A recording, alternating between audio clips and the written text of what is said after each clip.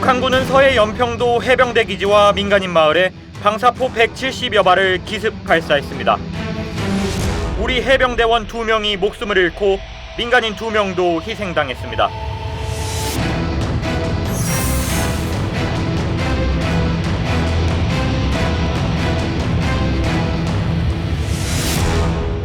그러니까 연평도 사건 때 저도 이제 사무실에 TV 보다가 갑자기 속보 나오는데 청와대 확전 자제 요청 그거 보고 굉장히 제가 흥분했어요. 지금 온 세계 CNN이고 뭐고 지금 북한군이 지금 방사포 사격을 가하고 있는 상황에서 문자가 그렇게 나가는 거 보고 야 진짜 저건 진짜 말도 안 된다. 우리가 북한을 제대로 한번 혼내줄 수 있는 상황에서 저렇게 어떻게 확전 자제라는 명령이 저렇게 나오느냐 말이 그게 또 우연하게 나오진 않았을 겁니다. 그런데 청와대에서 뭐 이렇게 신속하게 북한 지도자가 사과한 것은 처음이다 하는데 굉장히 방점을 많이 찍잖아요. 근데 사실은 더 심하게 사과한 게 맞습니다. 68년도 청와대 사건이 있었잖아요. 그때 청와대 습격 사건 때 결국은 김일성 주석이 직접 박정희 대통령한테 내가 잘못했다고 그래서 우리가 사과한다고 미안한 마음을 전하라 그랬고 지난 1968년 김신조 등 북한 특수부대원 31명이 청와대 앞까지 침투한 1.2 사태. 김일성은 4년이 지나서야 대단히 미안한 짓이었고 좌익 맹동분자들의 짓이었다며 사과합니다. 책임을 회피한 유체이탈 화법이지만 북한이 건넨 최초의 사과입니다.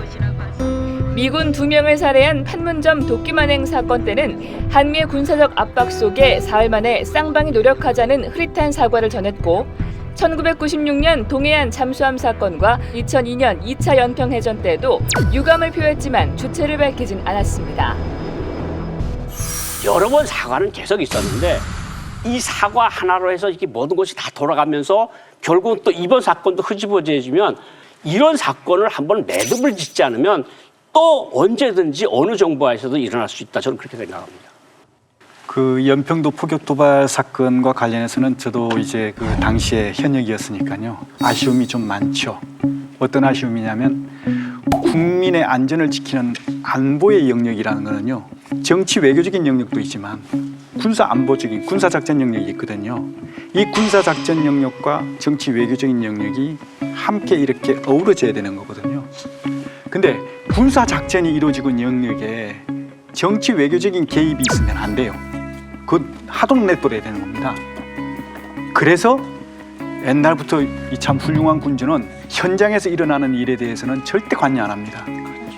군사 작전을 맡기는 것이죠. 군 지휘관에게.